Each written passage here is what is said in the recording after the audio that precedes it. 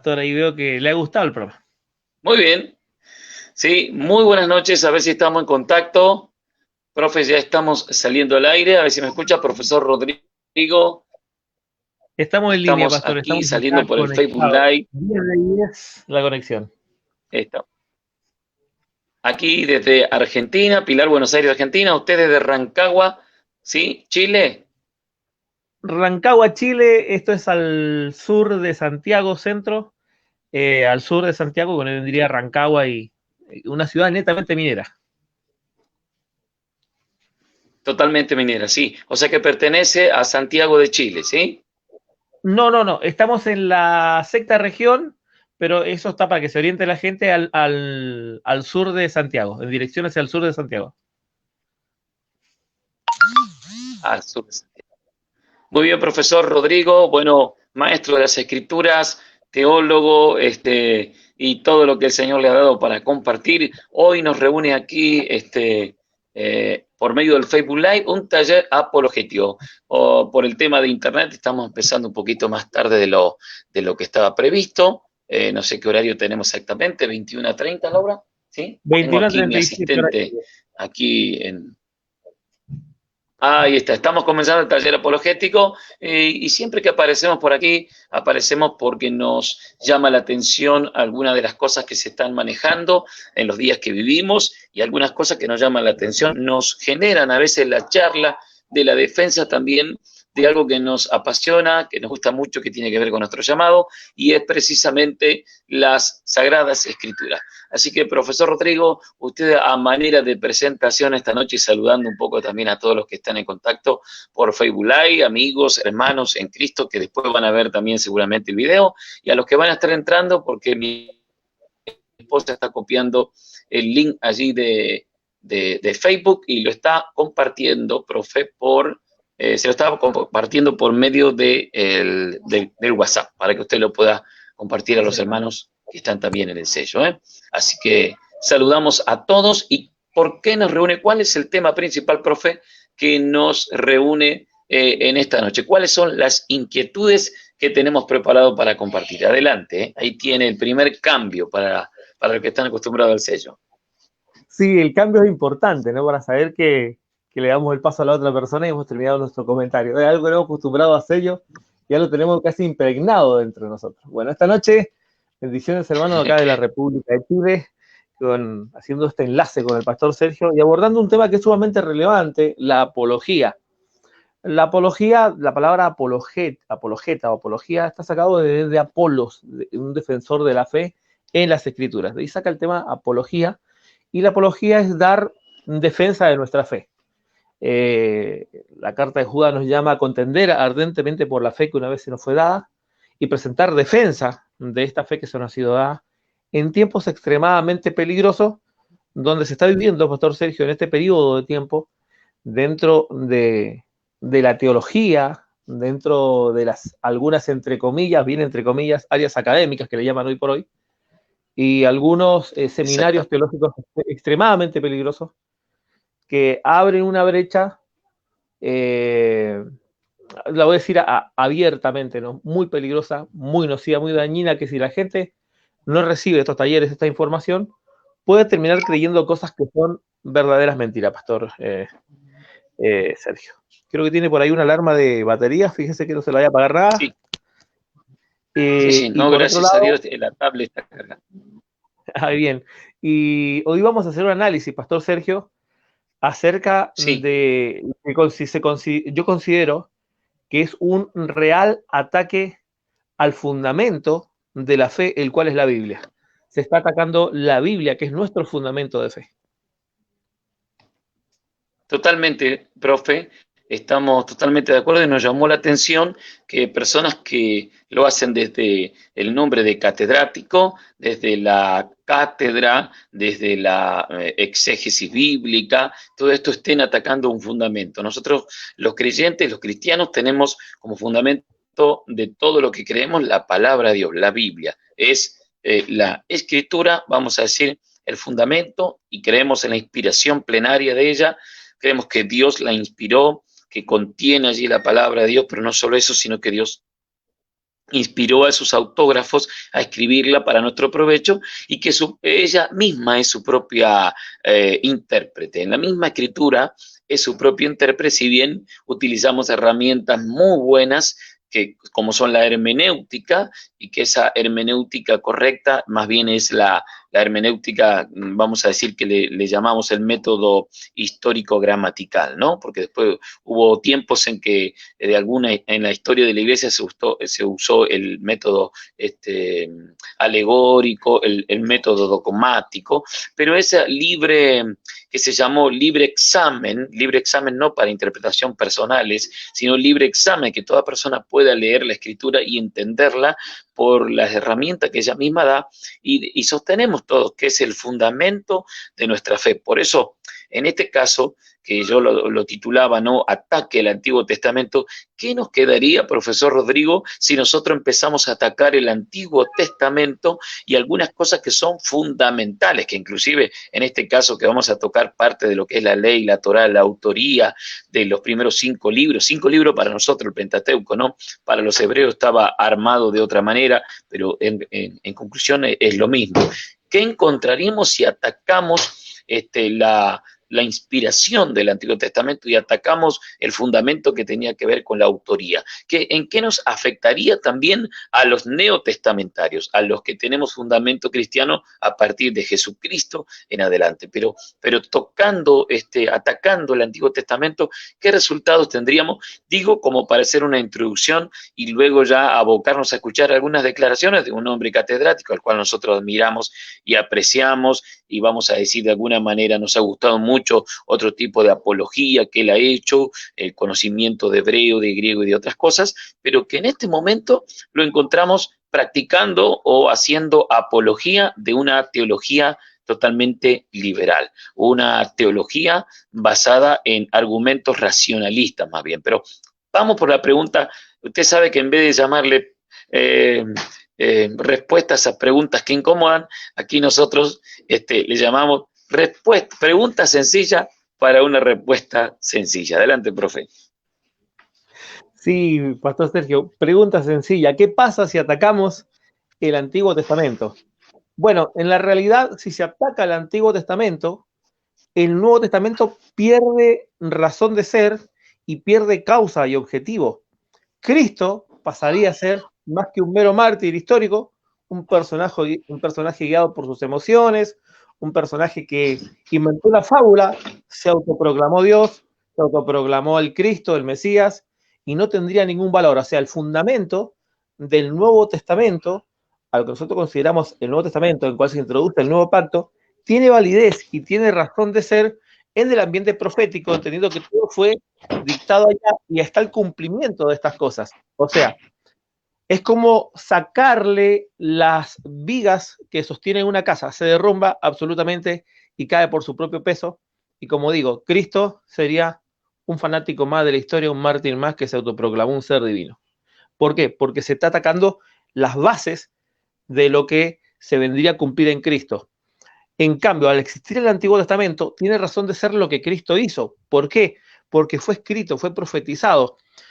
Olvidemos el Antiguo Testamento, vamos a sacarlo en teoría. Y viene y Cristo se encarna, hace la misma obra, hace lo mismo. No tiene validez porque no tiene testimonio que lo avale. Y el testimonio que lo avala a Cristo son los antiguos, desde Moisés hasta los profetas según sus propias palabras. Totalmente, profe. Entonces, ahí estamos, viendo algo tremendo, ¿no? Que el ataque al Antiguo Testamento estaríamos entrando en una teología más que peligrosa, en el sentido de no entender, ¿no es cierto?, que allí están las bases. Y recuerdo, por ejemplo, en este momento al apóstol Pablo. El apóstol Pablo es el que dice, conforme a mi evangelio, que es conforme a las escrituras. Eso nos hace pensar que el evangelio de Pablo, cuando Pablo dice conforme a mi evangelio, o sea, esta buena noticia que llevaba Pablo, tenía que ver con el fundamento en los profetas y los que habían dicho aquello. Así que cuando empezamos a escuchar declaraciones que van a parcializar el Antiguo Antiguo Testamento diciendo que hay parte que es inspirada por Dios y que hay parte que es un rejunte de documentos. O sea, creo que se llama la teoría de la documentación, que son documentos tardíos, posteriores, unos y otros, y alguien tuvo que hacer un encaje de todo eso para armar un libro, y que muchos de los libros del Antiguo Testamento son realmente de armado tardío y de una cuestión de armado de documentos, e inclusive algunas de las declaraciones que vamos a escuchar van a decir que el Génesis no es más que un refritado, diríamos aquí en Argentina, de algunos trozos del famoso libro que parece ser de los más antiguos, el Gilgamesh, no sé si antediluviano o qué, pero el famoso Gilgamesh, y que tiene, por ese libro, tener muchas partes, historias parecidas con distintos personajes y épocas al diluvio y a varios personajes que se parecen o son paralelos a los personajes bíblicos. Se ha dicho que, bueno, que es una copia de aquel Gilgamesh adaptado más bien a un pueblo hebreo. Eso me pareció extremadamente espantoso para alguien que profesa ser cristiano, y un teólogo que habla de su fe en Cristo está poniendo absolutamente en ridículo el Antiguo Testamento. Si destrozamos la inspiración del Antiguo Testamento y atacamos a su autor, y si empezamos a aceptar esa teología liberal o esa teología que llamamos de la idea documentista, parcializado, y esto sí es, esto no, esto aquello, ¿en qué peligro entraríamos, profe? ¿Qué estaríamos, aparte de atacar nuestro fundamento, qué empezaríamos a tener en la Biblia si aceptamos una teología así? Dígolo antes de que escuchemos algunas de esas declaraciones, porque queremos ser justos y queremos decir que también nosotros hemos disfrutado de muchas exposiciones de nuestro querido amigo y hermano todavía por ahora, Yatensi, ¿no? Pero que lo escuchamos en declaraciones que nos pareció realmente que está desarmando y atacando todo lo que es el pensamiento de la misma escritura. Adelante, profe. Sí, en primer lugar, pedirle a la pastora Laura si puede revisar el link. No escucho nada, mi hermano Rodrigo, de la apologética del pastor Sergio. El link. Ahí está. Lo que le quería decir era que el link que envió la pastora Laura no se puede abrir. Hay que lo revise para repartirlo otra vez y recompartirlo. Eso en primer lugar. En segundo lugar... Bien. El link de Facebook. Ahí nos fijamos. Correcto, el link de Facebook, correcto. En segundo lugar, este tipo de ataques, como por ejemplo el libro de la Biblia, es una copia del Gilgamesh, ¿no es cierto? Que el Gilgamesh, por lo que sabes, tendría siendo el génesis de las tablillas sumerias, o el inicio de las tablillas sumerias. Eso caería y tiraría abajo, y tendríamos a un montón de mentirosos en el Nuevo Testamento y en muchas partes de la Biblia. Por ejemplo, Pedro sería un vulgar mentiroso porque Pedro dice que jamás la profecía fue traída por voluntad humana. Entonces, si a los antiguos, como Moisés y otros personajes más, ¿no es cierto?, terminaron escribiendo la Torá o el Pentateuco para nosotros, tomando un génesis netamente de una cultura como la sumeria, acadia, y desde ahí se inventaría, ¿no es cierto?, el nuevo canon. Eso quedaría que tendríamos un plagio. El cristianismo sería un plagio de religiones paganas. Primero, un plagio de religiones paganas. El tema que esto, hacer un plagio, Cristo sería un repetidor, o bien un verdadero ignorante de estos plagios. Cristo quedaría como un ignorante de estos plagios, punto número uno. Y como punto número dos, quedaría como un mentiroso. O sea, Cristo estaría diciendo que no fue lo que el Padre le dijo, no es lo que el Padre le enseñó. Y de hecho, por ejemplo, repite el tema del Génesis. En la pregunta que a Cristo se le hace, si se debe un hombre entregar carta de divorcio, Cristo se remite al Génesis. Génesis capítulo 1, verso 2. En el principio esto no fue así, varón y hembra los constituyó. Está tomado del Génesis. Entonces, el Génesis es un plagio de los demás. Cristo dice que él no habla de su propia cuenta, sino que habla todo lo que el Padre dice. Entonces, es todo un plagio y Cristo sería un mentiroso o un desinformado en el cual está citando un libro netamente plagiado, un libro falso, y Cristo no estaría siendo inspirado por el Espíritu Santo porque no está enterado que esto, o sea, Bonilla, Yatensi Bonilla, tendría más revelación que el mismo Cristo y que el mismo Espíritu Santo, en el cual Cristo no se enteró porque está citando un libro plagiado de la cultura sumeria. Tremendo. Esto es tremendo. Inclusive un libro pagano y que realmente sabemos que hay muchas historias paganas semejantes y parecidas en época, en algunas tablillas, como las que usted mencionaba, que mencionan historias paralelas, mencionan al primer hombre, a Adán, con otro nombre, a Eva con otro nombre, al acontecimiento parecido. Hay una tablilla ahí antediluviana que había visto alguna fotografía, yo que está en algún museo seguramente, que muestra el árbol representado allí en la tablilla, el hombre sentado a un lado, la mujer, y enroscado así como en el árbol la serpiente. Sé que ellos sabían muy bien aquella historia, pero por supuesto, era el linaje ese que se separa, que se aparta del Señor, por cual no viene digamos, vamos a decir, la línea elegida por Dios para traer luego al Mesías, y ellos, por supuesto, apartados de Dios en su paganismo, en su Dios, hicieron toda una mezcla de ese politeísmo que empezaron a practicar, a adorar la naturaleza, etcétera, e hicieron historias seguramente paralelas que solamente ayudan a confirmar que lo que la Biblia dice era algo que en el pensamiento pagano estaba allí.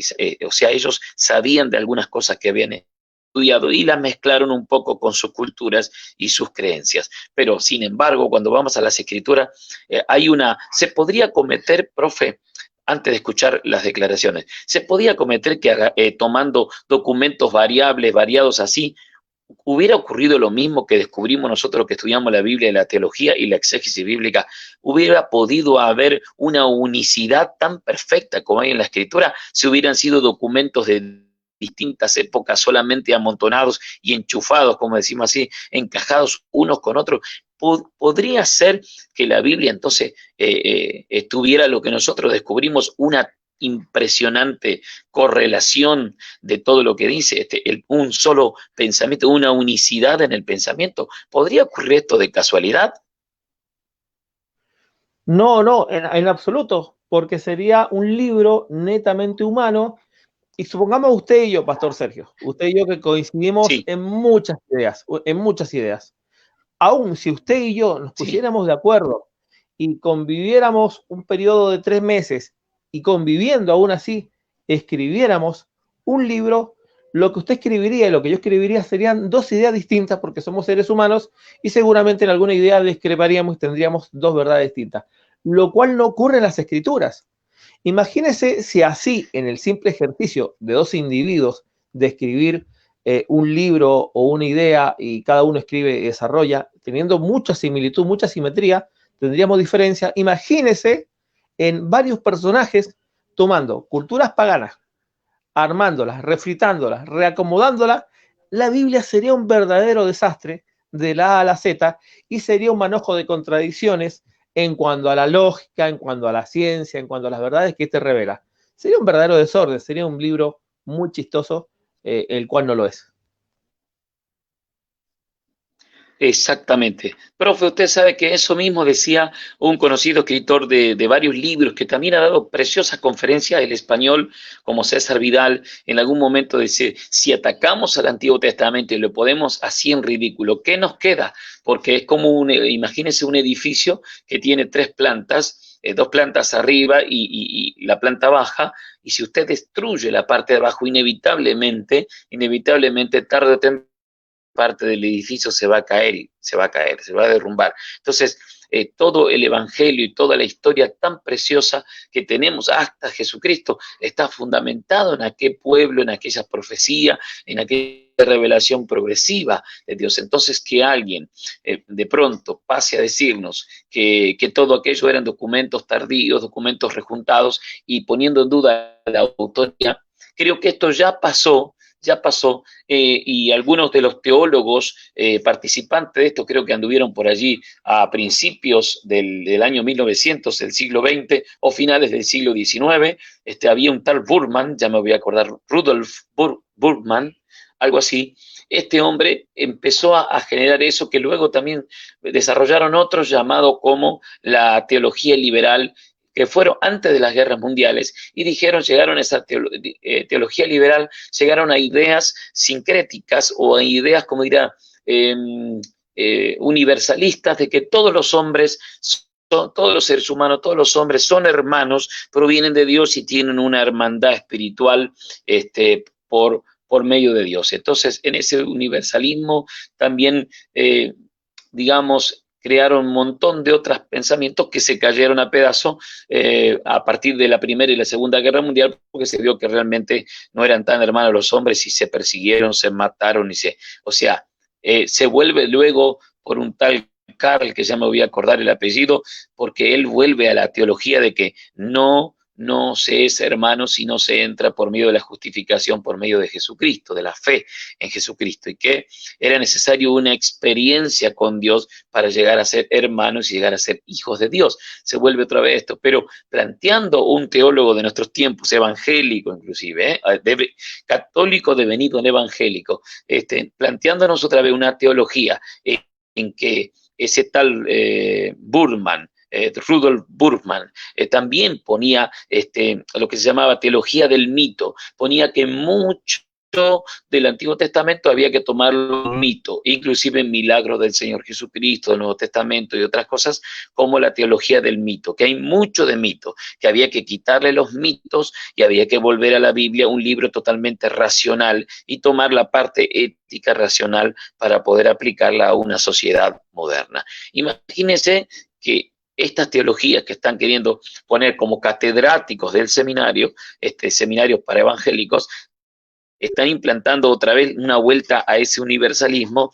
y también una vuelta a esa teología que al final deja en ridículo la Escritura. Primero con un ataque al Antiguo Testamento, para después venirse por el ataque al Nuevo, mostrándonos que los milagros de Jesús no fueron tan así, que deben tener alguna explicación racional. Usted sabe que eso da luz que fue el racionalismo. Creo que son todos hijos del racionalismo de Kant, ¿no?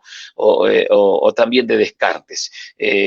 Vamos a decir, son de esas corrientes que si algo no se razona y no se le puede entender solamente con la razón, no es aceptable y no existe. Por eso que metamos esas filosofías huecas dentro de la Escritura y la traigamos para que sea herramientas para estudiar la Escritura, me parece totalmente destructivo, espantoso, y yo diría, como dice allí Pedro, ya que usted mencionó al apóstol Pedro, herejías destructoras. Introducir herejías destructoras, porque una vez que se introducen esos pensamientos, van a implotar al pensamiento cristiano, a la iglesia, van a atacar para destruir. Claro que la iglesia es indestructible, pero sí que se va a dañar mucho a los hermanos con un pensamiento así, ¿verdad, profesor? Y si quiere usted, cuando usted disponga, escuchamos también algunas declaraciones que nos parecieron realmente, nos decíamos en broma, nosotros nos cambiamos estos días varias camisas porque al escuchar semejantes declaraciones nos hemos rasgado la vestidura varias veces, ¿no? Profe, adelante, cambio. Vamos a la entrevista que se le hizo acá por un grupo de voy a decir amigos chilenos, con todo el respeto que se merecen, pero amigos chilenos, de un, entre comillas, ministerio, realizado hace un año atrás sobre este tema. De hecho, tiene audios muy nuevos, videos muy nuevos, que los vamos a analizar en otro tiempo, para ver que sigue en ese mismo lineamiento. Hace tiempo él tenía un buen programa con otros dos hermanos, David Diamond y Antonio Dorero, y en aquellos tiempos creo que producto de que estaba con estos hermanos, estaba muy alineado a lo que la Biblia decía y no se iba y ni se descantaba, pero creo que con el tiempo hubieron algunas divisiones ahí y no terminan siendo un buen programa. Pero lo que vamos a ver, y vamos a oír más que vamos a ver, es justamente este concepto de lo que él cree en este tiempo.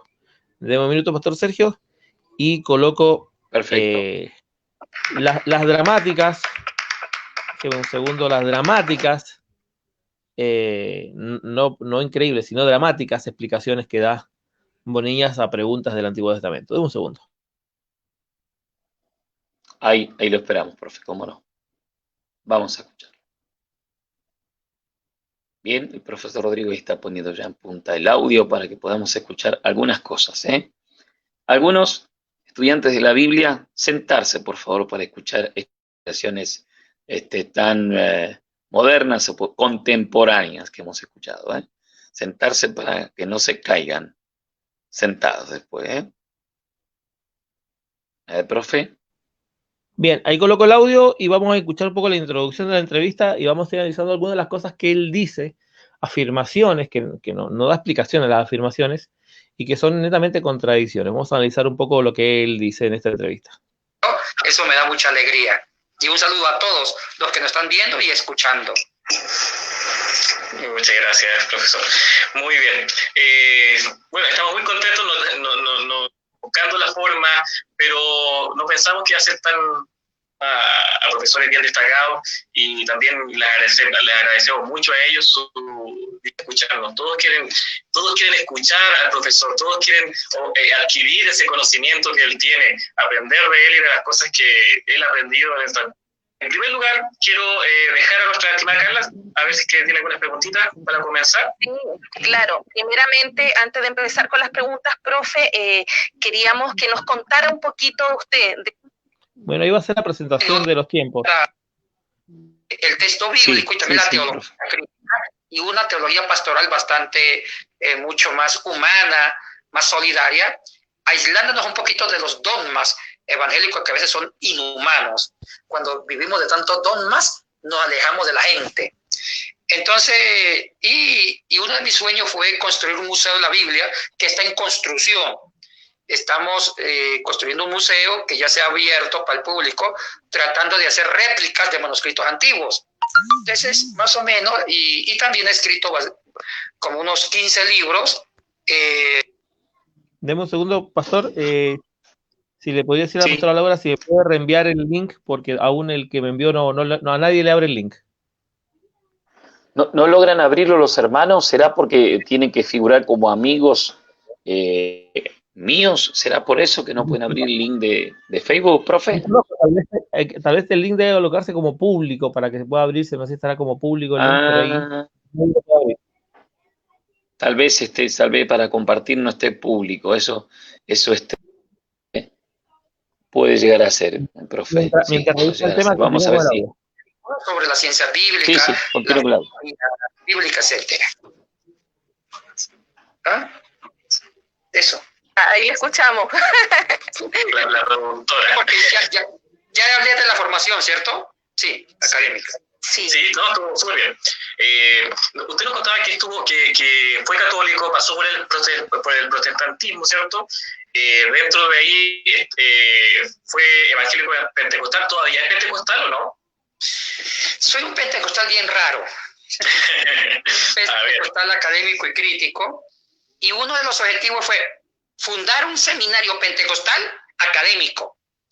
Porque siempre los seminarios pentecostales son más fundamentalistas del fundamentalismo norteamericano y alejado de la academia.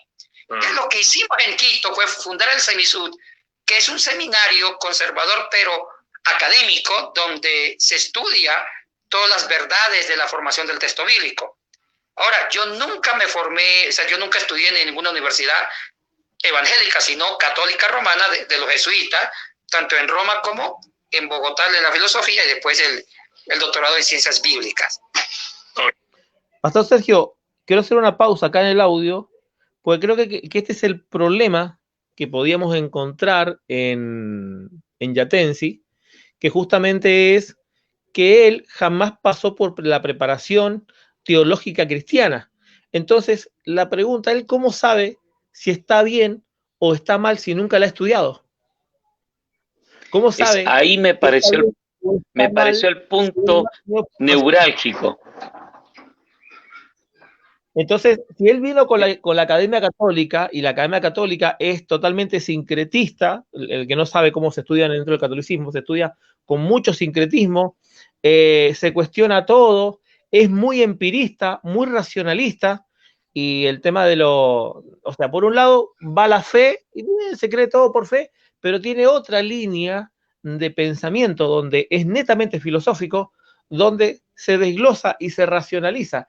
Entonces, él vino a esa escuela, vino el cristianismo, punto número uno, no fue discípulo, porque sí, bueno, ¿quién fue lo discipuló? Esta fue una persona que vino de afuera y se le entregó púlpito porque sabía mucho.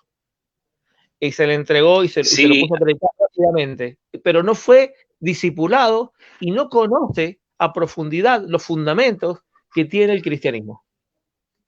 Es que aquí me parece que reside el primer punto. Su formación académica, siempre la palabra del académico, ¿no? Sí. Formar un seminario que no venga de ideas norteamericanas, bueno, pero los seminarios fueron muy buenos. Yo pertenezco a un seminario que el fundador fue un norteamericano, un gran hombre de Dios, pentecostal él, que hizo un seminario internacional donde vienen hermanos bautistas, de toda índole, a estudiar la palabra, no la doctrina o la tendencia, llamémosle pentecostal, sino la palabra del Señor con las herramientas que ella misma da, con un pluralismo por ahí en algunos puntos, podemos llegar a decir escatológicos y esas cuestiones que siempre están ahí resolviéndose, pero este hombre viene de otra escuela y creo que de pronto se convierte, vamos a llamarle entre comillas, es pentecostal, pero no tuvo ninguna formación cristiana evangélica. Él viene con otro tipo de formación, lo cual a mí me da una clara sospecha de que acepta aquel neoburmanismo que lo llevó adelante Han Kim, un teólogo del Vaticano II, del Concilio Vaticano II, el Han Kim, que es el que el neoburmaniano viene de esas mismas ideas que atacan el Antiguo Testamento, ponen la Biblia en el mito, ponen que todo está fraccionado y armado tardío, bueno, esas cuestiones, ¿no? Totalmente. Sí, ese es el pensamiento, un pensamiento que mira el milagro y lo sobrenatural, lo racionaliza, le da una lógica, lo reinterpreta y lo explica, sacando lo mítico y sacando de lo mítico solamente un mensaje, una enseñanza, pero que lo que ocurrió no es real, no es textual, o sea, acá al no abordar la textualidad, por lo tanto la Biblia es un rejunte de ideas y creencias, pero no textuales, sino que hay que racionalizar, hay que pensar para ver lo que dice y bueno, y buscarle el sentido realmente que nos va a ayudar, pero no, eso no ocurrió como la Biblia dice, es una mitología. Profesor Rodrigo, antes de seguir escuchando un poquito más de las partes fuertes de ese audio, yo me daba cuenta que al final Yatensi tiene una línea como muchos, quizás porque viene ahora veo de su escuela, la cual no la dejó, no la abandonó y está convencido de ella, siempre habla, y antes no había notado eso, de que todo es una construcción. Lo que a mí me parece fuerte acá, que él hable de que la idea de Satanás termina siendo una construcción que pasa por el griego y termina siendo el diablo allá, pero que Satanás en el Antiguo Testamento no se lo ve tan claramente, se lo ve como el Satan o Hasatan, que luego se le pone el Satanás y luego termina siendo el diablo para el griego. Y una cuestión lingüística yo la puedo aceptar, pero hasta en el tema de Satanás o del diablo, de que es una construcción, que en realidad ya en el Hasatan está diciendo un ángel fiscal. Lo que está hablando que aparece en Job es un ángel fiscal que Dios lo puso para eso, para regular esa cuestión y hacer las acusaciones para encontrar la verdad. Como que no hay un ser del mal y que es una filosofía más bien mitológica, la idea de arrojado eres del cielo, lucero de la mañana, que es realmente esa profecía o esa palabra así, vamos a decir que se corre el telón de la revelación casi apocalíptica, en realidad se está hablando a un rey y algunos tomaron esa figura, está hablándole a una persona humana de todos esos detalles, y que se ha creado una mitología, que el Hasatan es, vamos a decir, un ángel fiscal que tenía derecho a estar en la hueste celestial de Dios, total acceso tenía porque en realidad estaba puesto para ser fiscal, que la construcción de Satanás y el malvado es más bien neotestamentaria, ¿no? Es del Nuevo Testamento. Ya ahí ya estamos en problemas. Pero lo peor de las declaraciones es que el nombre de Dios, los hebreos, desde el comienzo de Génesis y hasta pasado el Éxodo y pasado de la conquista de Canaán, siempre adoraron un politeísmo. O sea, que los diversos nombres de Dios no hablan de atributos de Dios, sino distintos dioses que ellos adoraban para cada cosa. Y más adelante, cuando están en Babilonia, recién construyen y afirman la idea monoteísta, porque que Moisés mismo da a entender como si fuera un iluso, que él ponía nombres allí en el Génesis y en el Éxodo de una deidad pluralista que tenía varias deidades que te respondían de acuerdo a lo que necesitabas. Como que Moisés fue un iluso que no supo que había un Dios verdadero, uno solo, sino un conjunto de dioses, y el avance cultural de este pueblo llegó a que le pusieran un solo nombre y al final de cuentas se quedaran con la idea de un solo Dios y practicaran el monoteísmo. Eso me pareció espantosísimo de alguien que dice que conoce las Sagradas Escrituras y sus autores y las declaraciones de sus autores. La verdad, me parece aberrante, pero así separado, no de aberrante, ¿vio? Sino ave errante. Me parece un ave errante. Adelante, profe. Sí, seguimos escuchando las declaraciones, porque ese es el meollo de la cuestión, el por qué él, y lo peligroso. Creo que esto ocurre tanto en la iglesia evangélica y ocurren estos fiascos, porque hay gente que no es discipulada, no es instruida, y parece que fuese avasallante con el conocimiento, pero cuando se analiza el conocimiento, si realmente pasa la prueba de la verdad, realmente no pasa. Y eso, en mi experiencia, Pastor Sergio, usted sabe que he tenido cientos de debates con muchas personas, la apariencia del conocimiento no es conocimiento en sí. Y vamos a analizar varias falacias y los términos de falacias en lo que él va a decir. Por ejemplo, empezaba diciendo que los seminarios norteamericanos o las escuelas norteamericanas que realmente ni siquiera son norteamericanas, porque las escuelas norteamericanas adoptan la escuela europea de la Reforma, o sea, todo viene de la Reforma netamente. Y dice que están totalmente no la bien, conclusión sobre la doctrina fundamental de la Reforma. Correcto, no dice que adelante, están bien, pero dice entre líneas, hay una lectura de que está mal, y lo que él quiere hacer es mejor alejarlo de los dogmas, ¿no es cierto? Y nos califica como conservadores. Ahora, la palabra conservador, Pastor Sergio, dogmático, la palabra conservador es un sinónimo de guardar. Conservar y guardar es un sinónimo. Así es. La Biblia nos da un mandato de guardar las escrituras, guardar los mandamientos, aquel que guarda la palabra de Dios. Y uno de los conceptos de guardar es conservarla. O sea, ser conservador es un mandato técnicamente, cuando lo encontramos que nosotros tenemos que guardar las escrituras. En la carta de Apocalipsis, capítulo 3, en la iglesia de Filadelfia, se le dice, pero no has negado mi nombre y has guardado mi palabra. Está netamente relacionado con este aspecto de mantener la integridad de las escrituras, Pastor Sergio.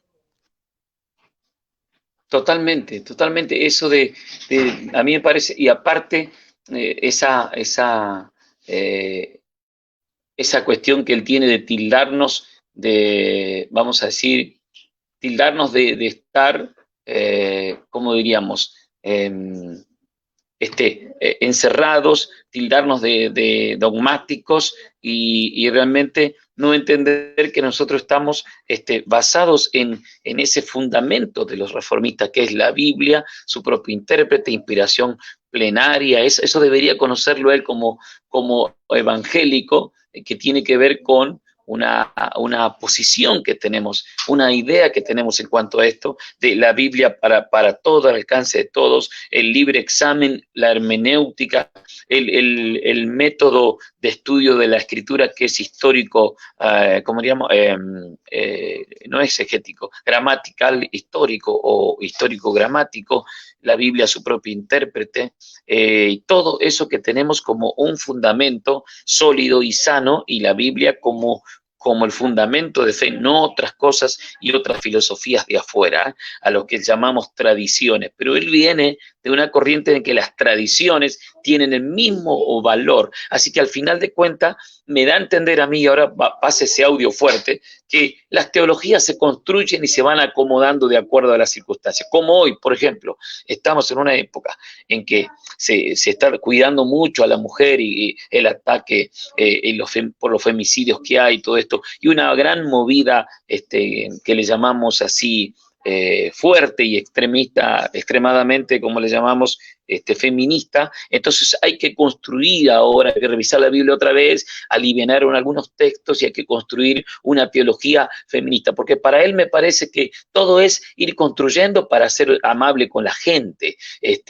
así que hay que ser menos dogmático para ser más suave con la gente. Eso lo acaba de decir en eso que usted dijo, o sea que la escritura es un chicle, ¿no? Se la puede estirar y construir doctrinas y es apasionante, que al final no las va a creer nadie porque están realmente inventadas para hacerle quedar bien con alguien. Eso me pareció terrible, terrible de alguien maestro de las escrituras, pero claro, devenido en pentecostal, pero para mí con un gran fundamento. Este es un neo-burmaniano de Rodolf Burman. Adelante, profe, con las declaraciones. Escuchemos el audio. Bueno, cada vez que salgo del YouTube me genera el tema de volver otra vez al audio. Y me genera todas las publicidades que son odiosas. De un minuto. La música nos hace libres y eso hay que disfrutarlo sin límites. Pórtate en Virgin Mobile. En mi ordenador esto no pasa. Pentecostal, cuando generalmente hablamos de pentecostal, hablamos de este tipo de las manifestaciones espirituales, ¿cierto? Que se dice por ahí. ¿Hasta qué punto fue pentecostal o es, o sigue siendo, o qué parte del pentecostalismo está dentro de lo que usted está siguiendo hoy día? Bueno, hay que entender, hacer una diferencia entre el pentecostés bíblico y el movimiento pentecostal de la calle Azusa, comienzos del siglo XX. Hacer una diferencia. El pentecostés bíblico es diferente. El pentecostés era una fiesta judía que en la antigüedad significaba acción de gracias por las cosechas que el Dios bueno daba al pueblo. Pero fue una fiesta tomada del mundo pagano, del mundo cananeo, de las tribus agrícolas, que cuando ellos recogían los frutos, hacían una celebración de acción de gracias. Pero hacia el año 622 a.C., con la reforma de Josías, hacia el reino del sur, Jerusalén, se le dio el Pentecostés un nuevo significado.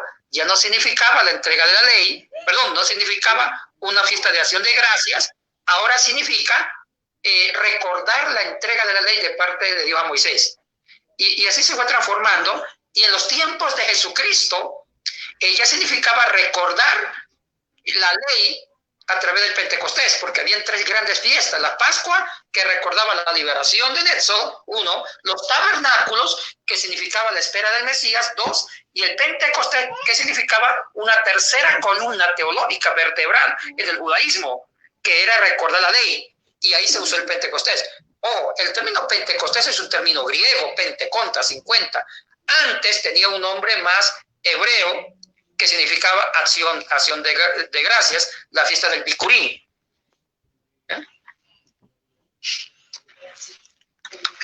Okay, ya. Entonces,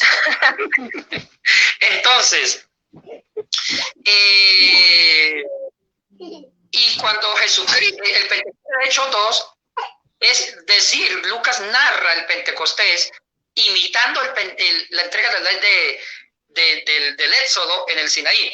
Ustedes se dan cuenta que en Hechos 2, del 1 al 4, hay un terremoto, hay un viento fuerte, hay una llama de fuego. Son los mismos fenómenos naturales que se dio en el Sinaí cuando Moisés recibió la ley. Es decir, que escuchando, a ver si podemos mejorar y un poquito el sonido. Entregando una nueva ley a la iglesia, que es el Espíritu Santo. Bueno, el Pentecostés es una reconstrucción de la entrega de la ley Moisés, y ahora Dios nos estaría entregando la ley ¿qué es el Espíritu Santo? Palabras textuales de Bonilla. Bueno, ¿qué es el Pentecostés según la Biblia? La Biblia dice, Hechos 1:8, cuando venga el Espíritu Santo, recibiréis poder. En los evangelios, Juan dice que Cristo os bautizaría con Espíritu Santo y fuego. Y eso, en la parte de el Espíritu Santo y fuego, no viene sino hasta el periodo más tardío, hasta el periodo de Hechos capítulo 2. O sea, Hechos capítulo 2 es la investidura del Espíritu Santo, que hace una obra poderosa en la iglesia, que es introducirnos al cuerpo de Cristo y formar la iglesia. O sea, nada que ver lo que dice la Biblia. Esto está colocado en 1 Corintios capítulo 12, verso 13, donde se dice que todos hemos sido bautizados por el Espíritu Santo, y a todos se nos dio beber un Espíritu Santo y a todos se nos bautizó en un mismo cuerpo. Esta es ni más ni menos que la obra de Jesucristo. Bueno, parece que el pastor Sergio tiene problema ahí con el internet. Pero básicamente este es el objetivo del Pentecostés, que la iglesia reciba poder para manifestar el poder y ser testigo. Hechos 1:8, recibiréis poder cuando venga el Espíritu Santo y me seréis testigo en todos lugares. Nada que ver con la ley, ni nada que ver con la ley. De hecho, la gracia aborda el periodo de gracia con la muerte de Cristo y después con el Pentecostés aborda una ley totalmente distinta, ni siquiera la ley de Moisés. Pero Pentecostés es el bautismo del Espíritu Santo y él niega literalmente que sea un bautismo del Espíritu Santo cuando la Biblia dice textualmente el Espíritu Santo vendrá a vuestras vidas y dará poder. Escuchemos el audio. Va a encarnar la obra de Cristo. Pero el Pentecostés, de hecho, es para toda la iglesia. Ojo, para toda la iglesia. Porque el Pentecostés significa encarnar la obra de Cristo en los corazones de cada cristiano. O sea que según Hechos 2, todo cristiano es Pentecostés. Es pentecostal. Bien, otra frase. Pentecostés es una obra para encarnar la obra de Cristo en los corazones. No, en ninguna parte está esa definición. Es una definición propia sin Biblia. Es una definición propia sin Biblia. O sea, no es el Pentecostés una obra del Espíritu Santo para encarnar la obra de Cristo en nosotros. Nada que ver. No hay ningún solo versículo en toda la Biblia que diga tal afirmación. Y si es una negación directa a Hechos capítulo 1, verso 8.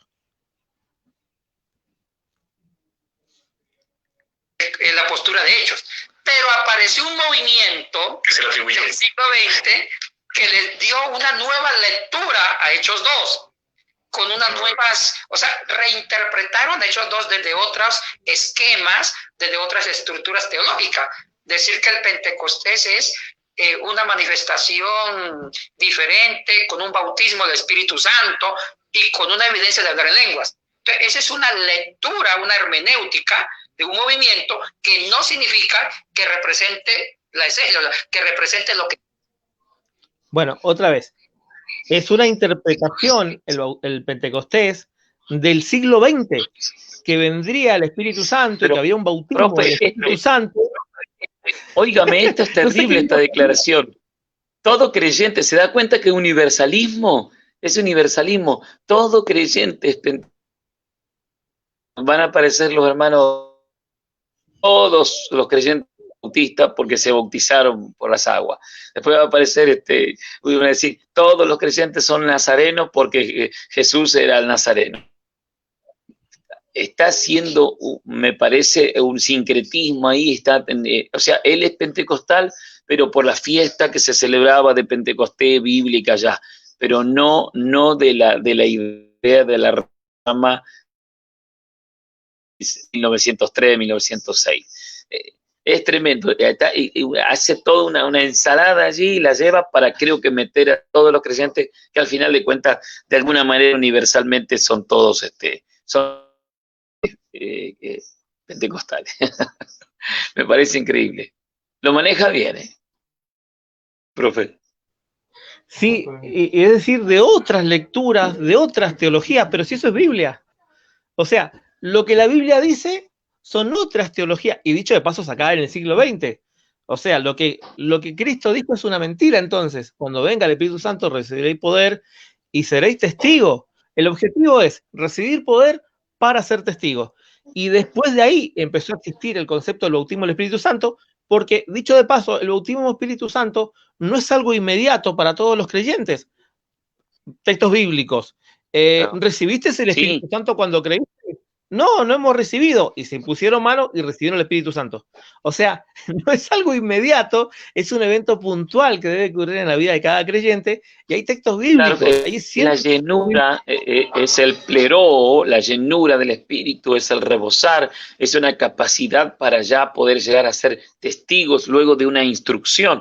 El Espíritu esencial que nos da vida a un muerto en delitos y pecados, pero luego viene una administración, un poder que capacita para llegar a ser testigo. La palabra mortus viene de la idea de estamos en capacidad de testificar de Cristo, inclusive hasta vida, ¿no? A eso estamos refiriéndonos, profe.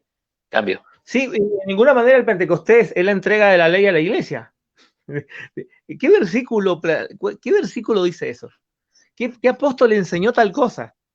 ¿En qué parte de la iglesia se enseñó que Pentecostés es la entrega de la ley a la iglesia? Que es un repetitorio de lo que ocurrió en el Sinaí. Nada que ver, porque el pacto que se hace en el Sinaí, el siguiente pacto lo hace Cristo. O sea, la contrapuesta al pacto del Sinaí, que es la ley, es por medio de Cristo, haciendo un nuevo pacto y trayendo las instrucciones del nuevo pacto, creer en él y permanecer en él y todo lo que la Biblia enseña, ¿no es cierto?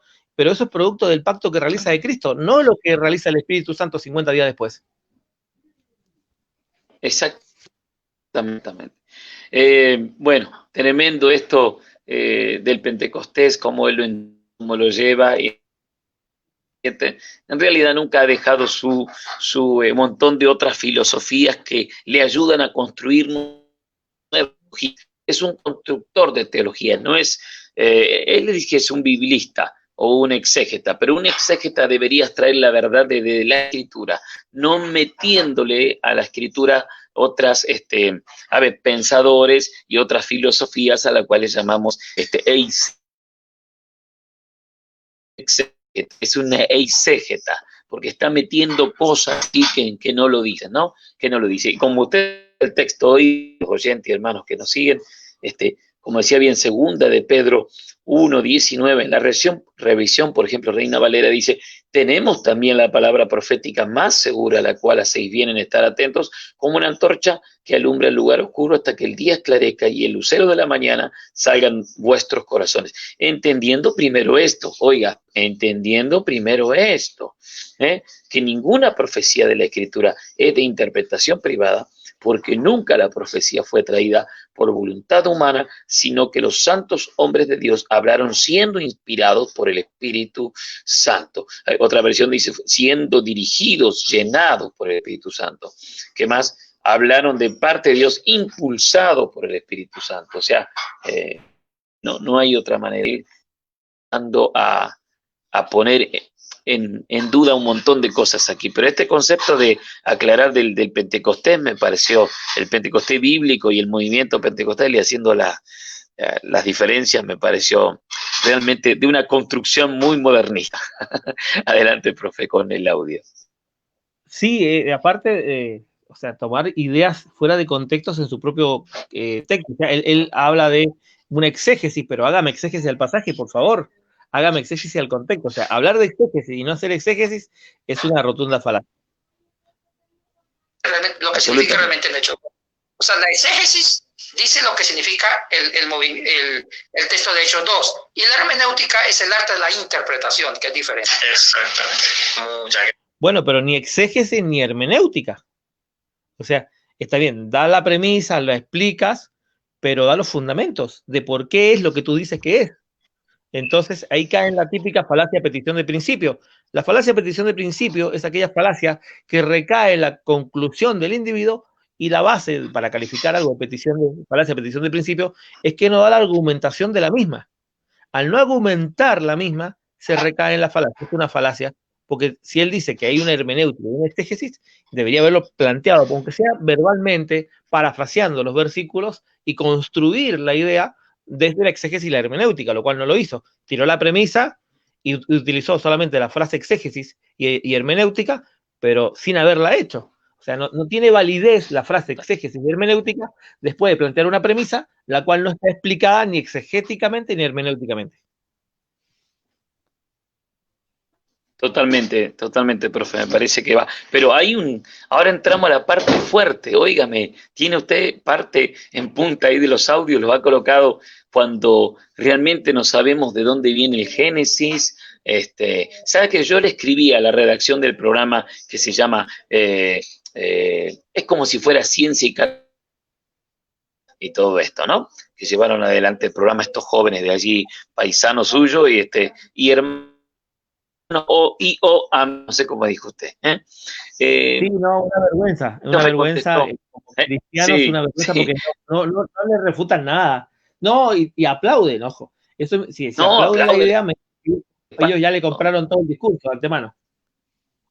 Sí, aparte como diciendo, wow, al fin entendé la verdad. Esa supuesta verdad va en contra de lo que dice la Biblia, en contra de los principios bíblicos y ataca la verdad fundamental, ataca la deidad de Dios, ataca un montón de cosas, porque oiga, al texto de Isaías le hacen el clásica pregunta si el texto dice la profecía de la Virgen concebirá y dará a luz. Yo tomé actualización bíblica de NBI y sé que alma de allí es más bien la idea.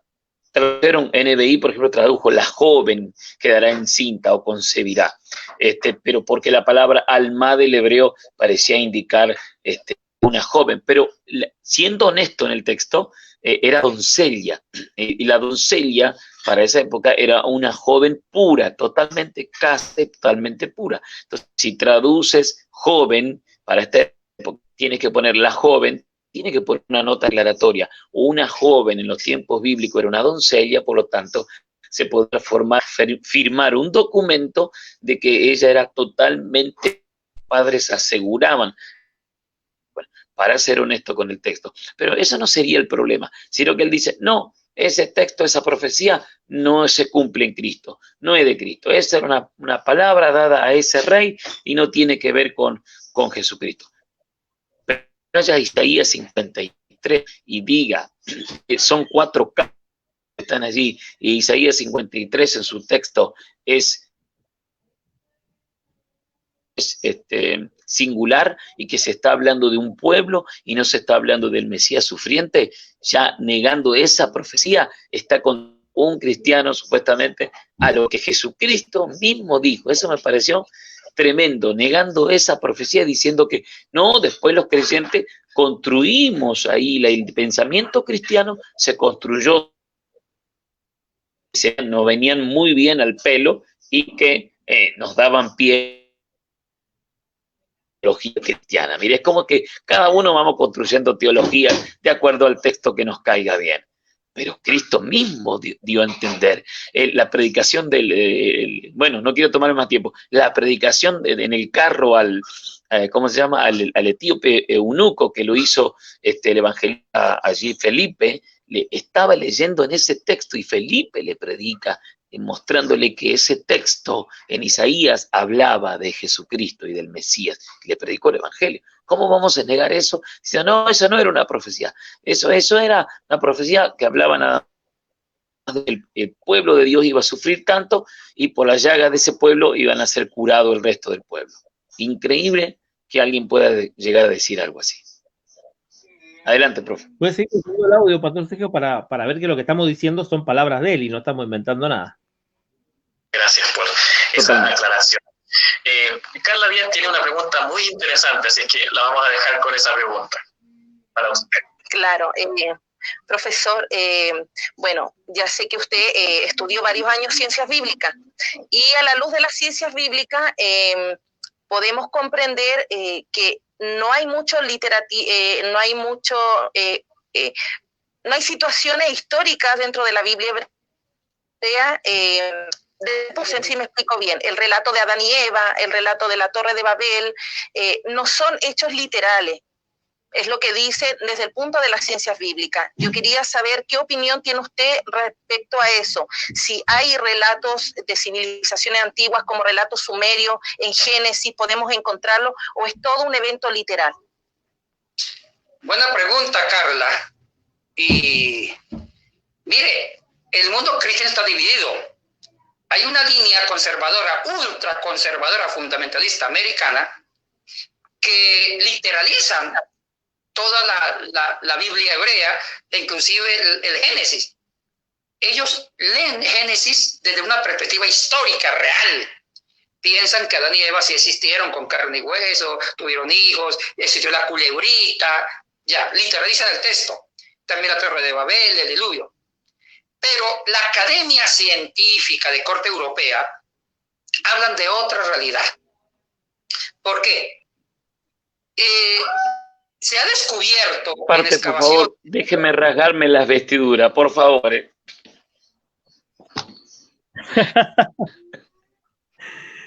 No, haber traído 3 camisas. Óigame. El pensamiento no debe tomar como literal. Cuando hay genealogía, en el libro de Génesis, estas son las genealogías de Adán.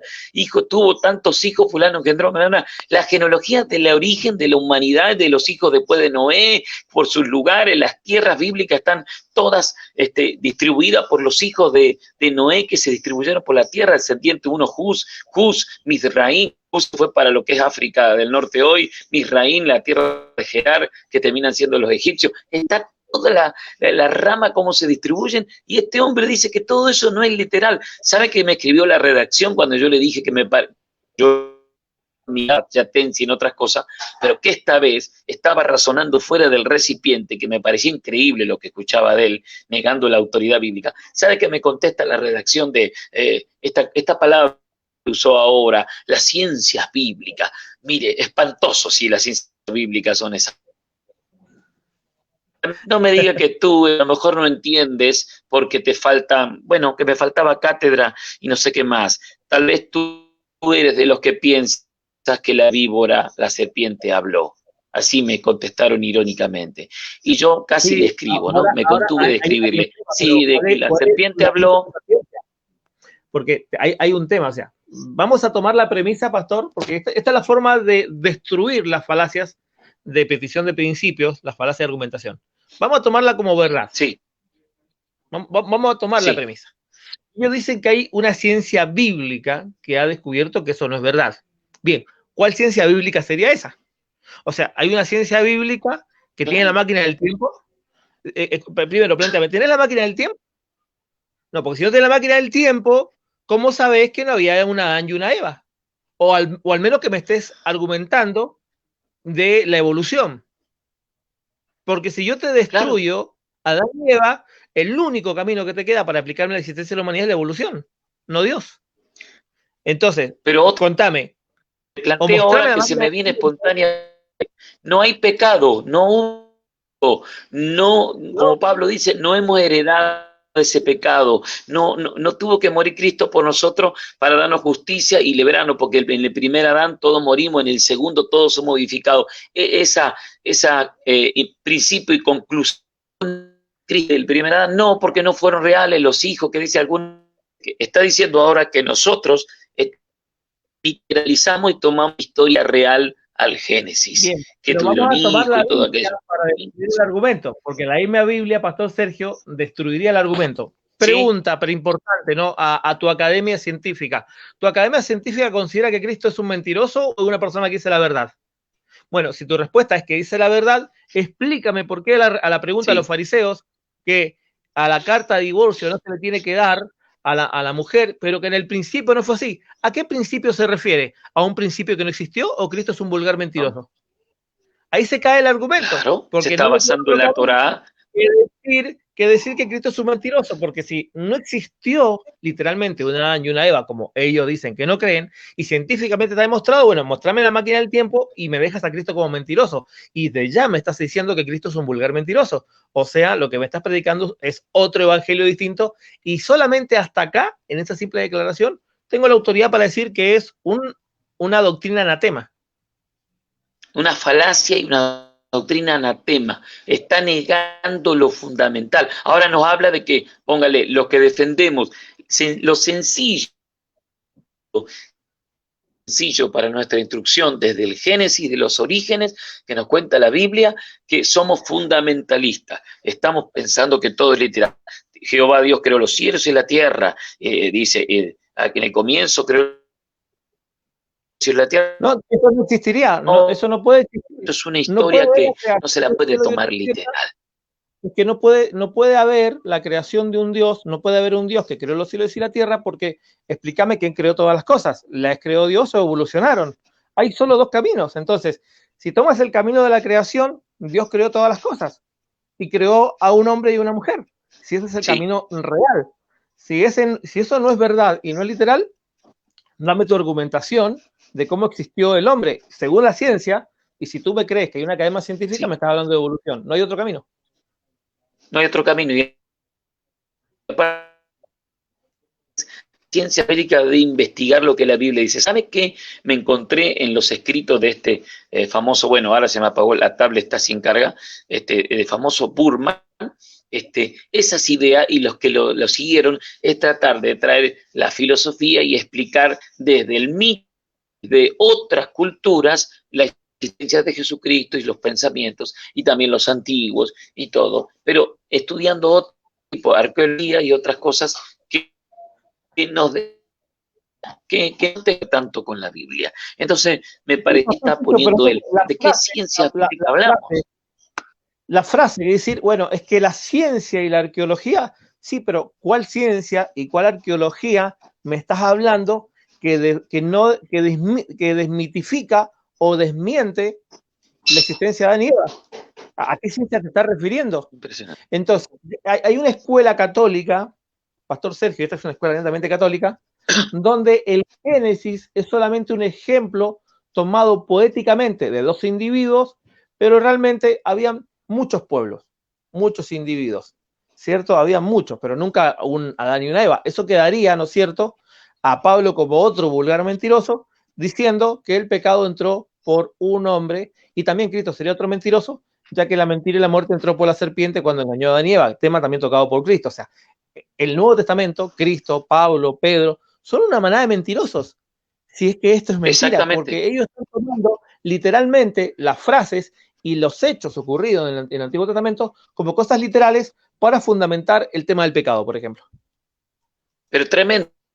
Imagínense que entonces, si no ocurrió, no es literal, entonces ellos mismos, el catolicismo que tuvo grandes problemas en algún momento por las ideas ya me voy a acordar, pelagianas, aunque volvió semi-pelagiano, pero al principio fue contrario de Pelagio, siglo III, IV, creo que siglo IV en adelante.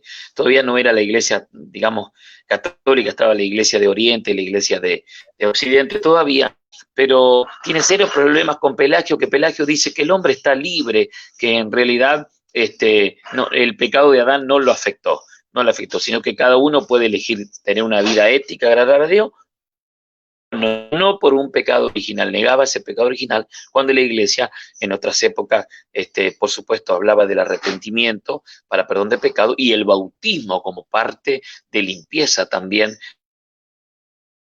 conciencia y de aquel pecado original, ¿no? A tal punto que ya empieza despacito adelante a incluir el bautismo de niños, de infantes, por razón de esa cuestión del pecado original. Pero había un tal ahí, y hablaban esto, que el hombre no hereda eso, sino que eso solamente fue una cuestión que le pasó a Adán. Y los demás hombres están libres para hacer más. Doctrina que cuando se va más adelante, pues muy en extremo, la depravación total le permitiría al hombre elegir si ser ético o no, porque ya su intención, su naturaleza lo lleva al pecado. Allí lo encontramos a la contraparte, pero que le crea un equilibrio como es Jacobo Arminio, diciendo que bueno, que sí, que está depravado, que por sí mismo no puede, su conciencia no ha sido dañada a tal punto que no pueda tomar una decisión cuando el mensaje del Evangelio le llegue a sus oídos, a su corazón. Puede tomar una decisión o resistir la decisión, pero aunque está caído y no se puede salvar por sí mismo. Sabemos que son todos esos debates que aparecieron. Aparece alguien negándome directamente otra vez la historia, el pecado original, la revelación, y sigue, porque después que siga todo esto va a ir por el autor, va a ir a cortarle la cabeza o la oreja al autor, al supuesto autor que es Moisés. Lo llegan a escuchar los rabinos judíos. El planteamiento tiene un problema mucho mayor, pastor, no es tan simple, o sea, cuando se analizan las ideas y los planteamientos, porque, ok, yo le disparo la pregunta a él, ok, mostrame la evidencia de que no hubo una Adán y Eva. Y a eso viene una respuesta automática. Claro. Y de hecho, la pregunta se hace así, porque es una pregunta para atrapar la contrarrespuesta, porque la contrarrespuesta va a ser, bueno, mostrame la evidencia de que había un Adán y una Eva. Claro. Y el cristiano no necesita evidencia, porque la evidencia es contradictorio a Hebreos 11:1. Fe, certeza de lo que se espera y convicción de lo que no se ha visto. Entonces, si yo necesito evidencia para fundamentar la Biblia, tengo un problema con la base del cristiano, que es fe. O sea, no tiene fe, no crees, y sin fe es imposible ganar a la Biblia. En lo que se llama... No agradamos a Dios. La esencia de lo que hace un cristiano, que es la fe, y todo el nexo con lo que la Biblia dice, es fe, mis estimados. Y si no tenés fe, estamos hablando en dos canales distintos. Estoy hablando de una persona que ni siquiera puedo considerarte cristiano ni hijo de Dios, porque no es fe, porque tampoco tienes evidencia de Dios, tampoco tiene evidencia de Cristo, ni de su resurrección, ni de su muerte, ni de nada. Totalmente, profe. Yo lo he escuchado a Yatense unos años atrás, que me parecía excelente exponiendo la historia hay que exponerla como está, y hablando también del racionalismo, la época del racionalismo, y que las ideas teológicas quisieron tratar de empacar la vida y sus hechos históricos con la ciencia y los hallazgos, y también hablar de la idea de la influencia en la teología de René Descartes y de otros pensadores más teólogos que quisieron quedar bien con esas ideas que hubo en ese momento, pero yo nunca pensé que él iba a caer en eso mismo que sabe que ocurrió y que fue meter filosofías, porque René Descartes y otros más, Hegel y algunos más pensadores, grandes pensadores en otras cosas, con ideas de todo lo que no se puede tocar. Y el racionalismo, los periodos más tóxicos que dio origen al ateísmo, estos tres líneas de pensamiento filosóficas, porque son netamente filosóficas, dieron origen al ateísmo actual. Totalmente, usted lo sabe perfectamente. Y usted sabe que se llegó a esas ideas, todo lo que no se pueda tocar, todo probar científicamente, tangiblemente, no existe. Existe todo lo que se pueda comprobar y se puede entender con la razón. Óigame, mirar la Biblia así y creer, entenderla así y tratar de transmitirla así a la sociedad es nuevo pensamiento. Y el hombre espiritual puede discernir las cosas del espíritu. El que no ha nacido es un libro más complicado para la mente humana. Es algo que comienza a tener mucho que ver cuando ha nacido alguien de nuevo, cuando ha tenido la experiencia con Dios. Entonces, él está volviendo a querer que el Evangelio de Cristo sea simplemente una especie de pensamiento ético para que la gente se comporte un poco mejor, porque me acaba de negar un fundamento tremendo. No tendríamos Apocalipsis si no tuviera un Génesis, porque si Apocalipsis habla del estaba allí y le daré a comer del árbol de la vida, decimos, ¿dónde está el árbol de la vida? Tenemos que ir al Génesis para encontrar el árbol de la vida, porque aquí está hablando de la serpiente antigua que fue echada allá afuera y ya el acusador de nuestros hermanos. Hay que ir al Génesis para encontrar todo. Cuando se habla que el pecado ya fue vencido, la muerte, ¿y dónde ocurrió la primera vez? Está en el Génesis. Génesis otra vez. Sí, el capítulo 1, capítulo 2, capítulo todo, 3, pero no tiene fe. O sea, no hay argumento de fe. Y dicho de paso, es una vulgar mentira, porque todo lo que, entre comillas, dice afirmar o defender científicamente, no puede tener evidencias, porque no hay evidencias de los esqueletos de Adán y de Eva. O sea, tiene un montón de huecos que solamente pueden ser sostenidos por medio de la hipótesis, pero esta hipótesis es contradictoria a la Biblia. Recuerdan cuando hablamos de los 4 líneas de pensamientos, hablamos teología práctica, teología la tesis y la hipótesis. Teología tesis y la hipótesis. Todas son válidas siempre y cuando estas no niegan la Biblia misma. Y acá la hipótesis que está haciendo, porque es una hipótesis, o sea, una hipótesis es una supuesta premisa que no puede demostrar ni comprobar de que no hubo un Génesis literal, por lo tanto, esta hipótesis no tiene fundamentación, no tiene argumentación, y es una negación directa a las Escrituras, o sea, es una falacia que nace en la mente de un grupo de personas que la adoptó como una verdad y ha puesto a un grupo de personas, pensadores históricos, con una ciencia que no me puede demostrar la no existencia de Adán y de Eva, y ni que no me puede demostrar que eso no fue literal, y por lo tanto ataca el fundamento de todo cristiano, que es el nexo con estas verdades bíblicas, la fe. No tienen fe, no hay fe en este grupo de personas. No tienen. Exactamente. Profe, si quiere pasar más del audio, estamos en 1 hora y cuarto, casi 1 hora y 14 del programa, así que tenemos unos 15, 20 minutitos más. Creo que esto va a meritar otra aparición más de otros miércoles que hagamos un poquito de esta exégesis, porque me parece que el tema queda pero en pañales y para que descubramos y tengamos cuidado. Cada cosa que dice es un desastre colectivo. O sea, no es solamente una idea así nomás o una palabra. No, la profundidad de lo que dice en error es terrible. Terrible. Son varios documentos de la literatura sumeria acadia, que está bien al norte de Israel. Y esa literatura sumeria acadia es más antigua que la propia literatura bíblica del Antiguo Testamento, mucho más antigua. Y citemos una epopeya famosísima que realmente ha sorprendido al mundo académico bíblico, que es la epopeya del Gilgamesh. La epopeya del Gilgamesh, que tiene 12 tablillas, posiblemente se empezó a narrar en tradición oral hacia el año 2500 a.C. Fue escrita en una escritura cuneiforme, en un acadio, en varios dialectos acadio, como en urrita, en hitita. Entonces, esos dialectos de la escritura cuneiforme es mucho más antes que la escritura judía, hebrea, mucho más antes, inclusive cananea.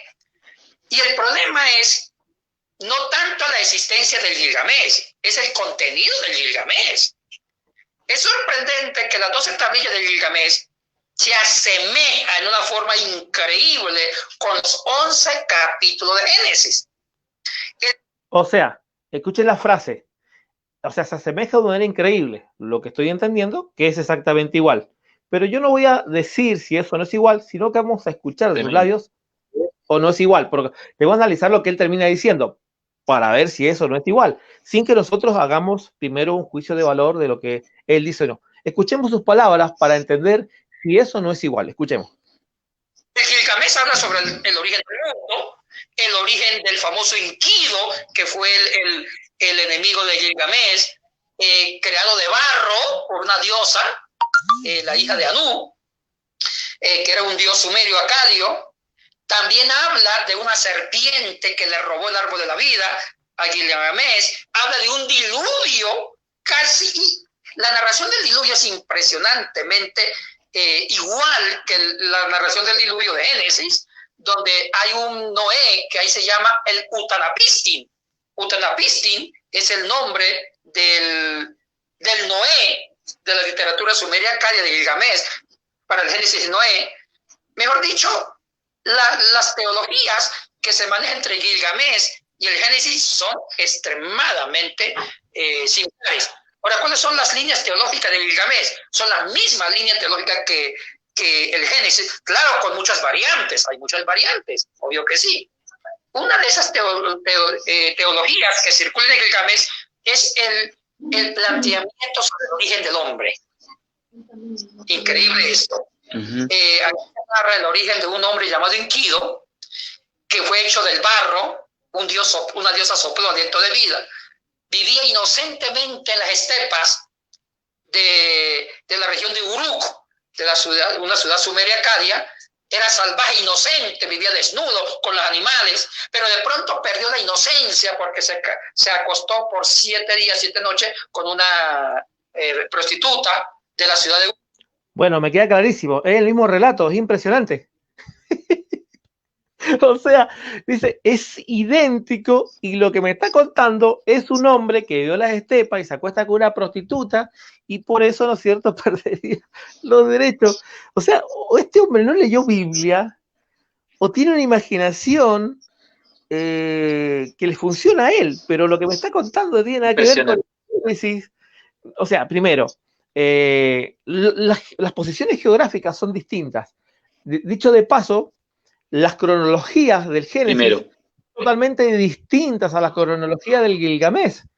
O sea, solo la imaginación de una persona extraviada de Dios, extraviada, sin Espíritu Pero Santo. porque sea antigua, porque aparentemente sea antigua, ¿tiene que ser verdadera? Porque sea más antigua de haber sido escrita. Perfecto. Hay una falacia que se llama la falacia de verdad. El hecho de que algo sea verdad no significa que lo que dice, ¿no es cierto?, sea correcto. Sea verdadero. La falacia de verdad.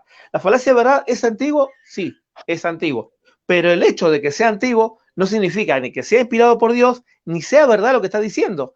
O sea, el hecho de que algo sea antiguo no convalida de que haya sido una imitación o una copia dentro de los escritores judíos, porque, dicho de paso, el pueblo judío no desarrolla escritura sino hasta después de haber estado en contacto con los egipcios. Por lo tanto, desde el periodo acadio hasta el periodo egipcio, donde cohabitaron los israelitas, son dos periodos distintos, y dicho de paso, no tuvieron contacto con esa cultura ni con esas escrituras, y tuvieron contacto con los egipcios. Ahí tiene un desarrollo donde se empieza a desarrollar la escritura y se empieza a escribir los primeros hebreos, la primera forma de hebreo, que es muy rústico, ¿no es cierto? Que es un texto, el famoso texto consonantal que no tiene vocales, y es ahí donde se empieza a desarrollar la escritura. Pero si fuese una copia de lo de Acadio, lo que tendría que ser el Génesis es una escritura cuneiforme, figuras con cuernos, y que aludiría a figuras con imágenes, en lo cual no lo es. El hebreo tiene un alfabeto propio. O sea, no tiene nada que ver una cosa con la otra. La historia, o sea, está claro que me queda claro que o bien, Adán se termina acostando con una prostituta y la prostituta vendría siendo Eva, pero no tiene nada que ver el relato. Por eso, nada que ver, esa historia es un paganismo mezclado, una falsa imitación, ¿cómo decir? Es una burda imitación o copia de tradiciones que se mezclaron y quisieron hacer un paralelismo. Ni siquiera eso, porque la historia del Gilgamesh o la estabilidad sumeria es una historia que cuenta 3.000 o 4.000 años antes del escrito mismo. La cultura desarrolla la tradición oral y después la tradición oral desarrolla una cultura, el escrito. Entonces tenemos un desfase desde que se escribió y se dijo de 3.000 años del relato oral. Y en 3.000 años sufre toda escritura el fenómeno del teléfono descompuesto.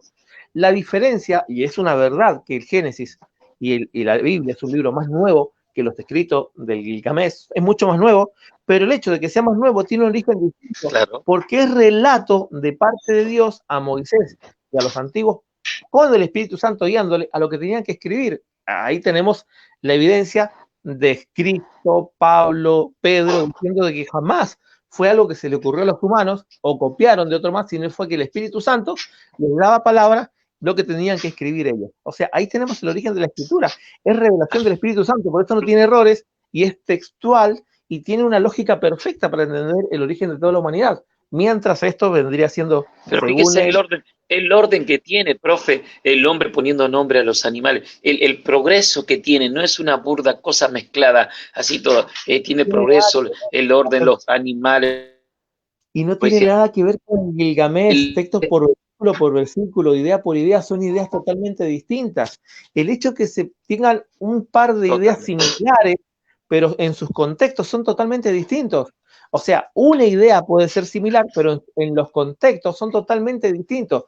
Si fuese una copia del Gilgamesh, el libro de Génesis, sería igual de irrisorio y fabuloso como es el libro Gilgamesh o otras culturas, porque las culturas de diluvio, varias culturas tienen su propio diluvio, por lo tanto, bueno, sería una copia que golpea a todas las culturas del mundo, a las mayas, a las incas, a las aztecas, donde todo tienes una forma de diluvio.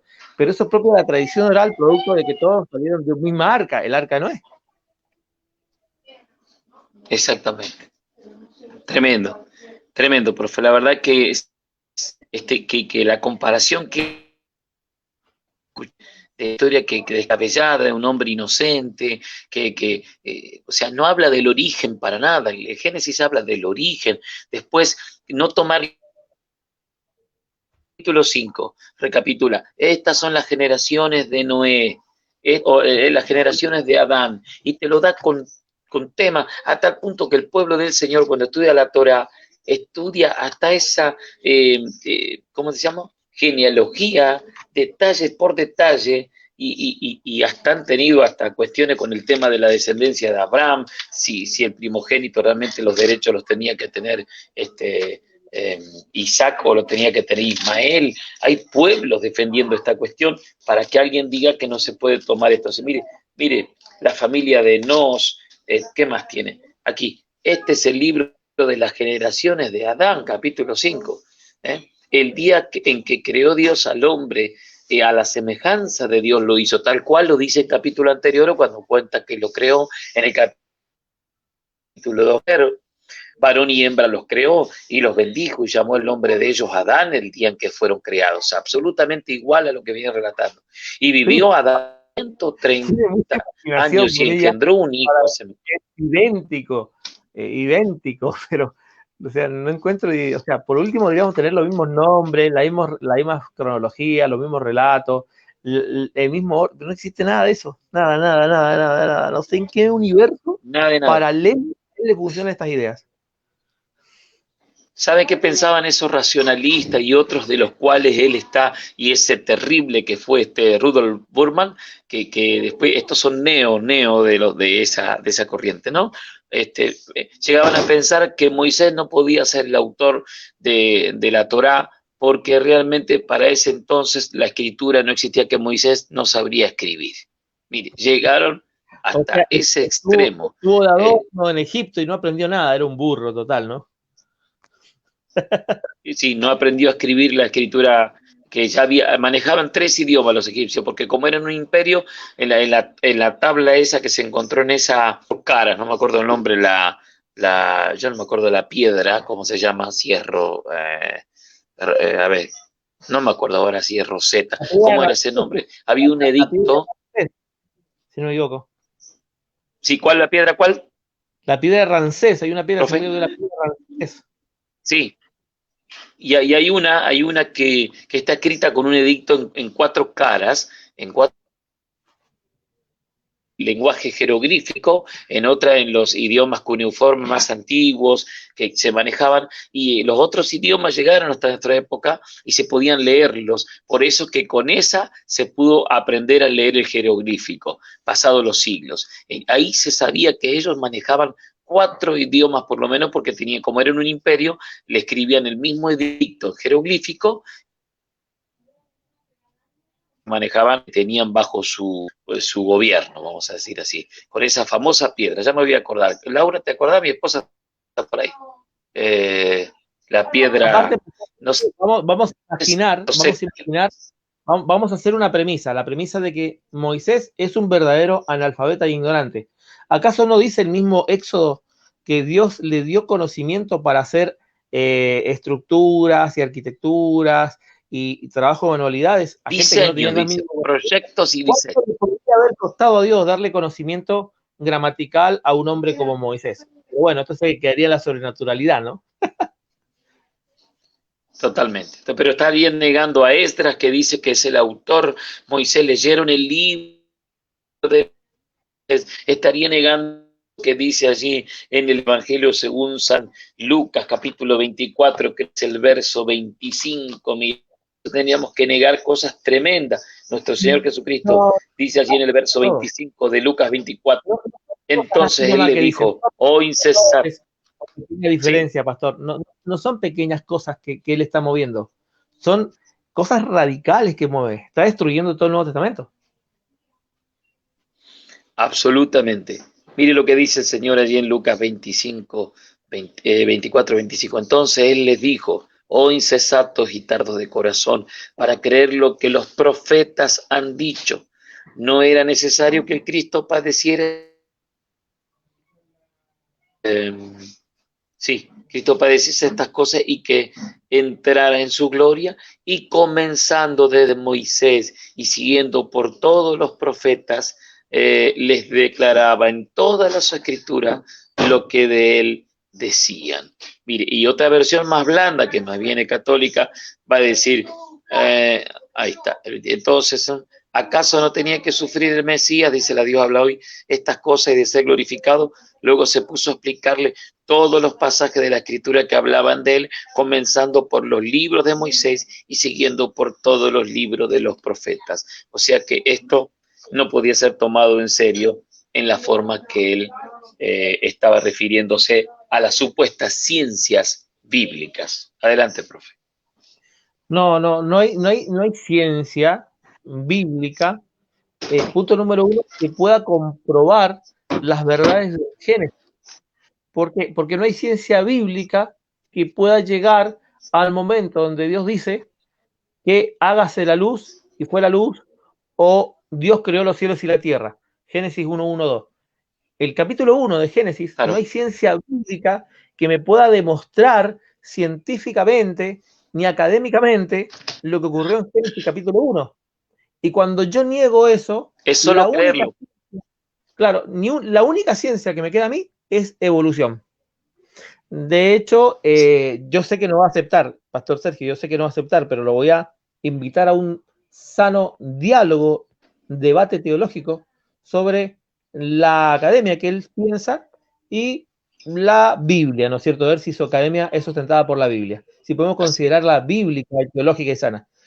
Sé de antemano que no, pero voy a exponer los correos, los audios y toda la información que pueda conseguir de él para ver a qué tanto él le va a interesar el diálogo y el cruce de palabras sobre estos temas. Perfecto, profe, porque si habla de ciencias bíblicas, en algunas cosas la única manera de comprobar sería como lo hace la ciencia, repitiendo el evento.